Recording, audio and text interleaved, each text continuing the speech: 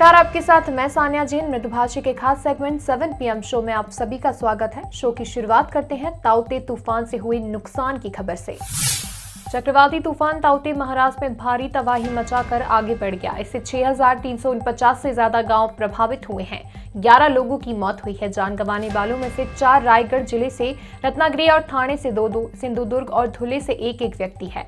एक व्यक्ति की मौत मुंबई के मीरा रोड इलाके में हुई है। प्रभावित इलाकों में नुकसान का अनुमान लगाया जा रहा है। सिर्फ सिंधुदुर्ग जिले में 5.77 करोड़ रुपए से अधिक का नुकसान हुआ है। मुंबई, ठाणे, पालघर, रायगढ़ और रत्नागिरी जिले में नुकसान की शुरुआती जानकारी आना अभी बाकी है।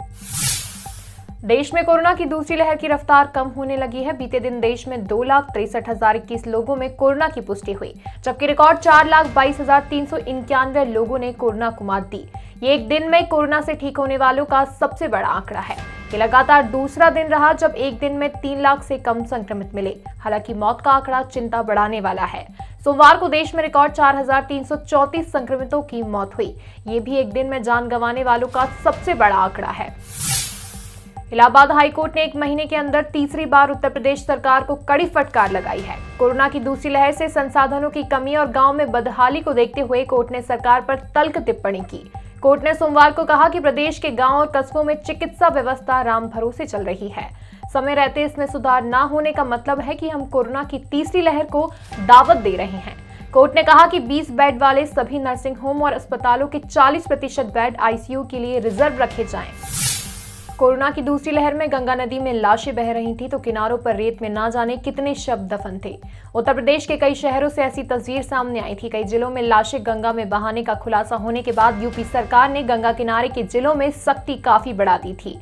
गंगा के घाटों पर पुलिस भी तैनात कर दी गई थी।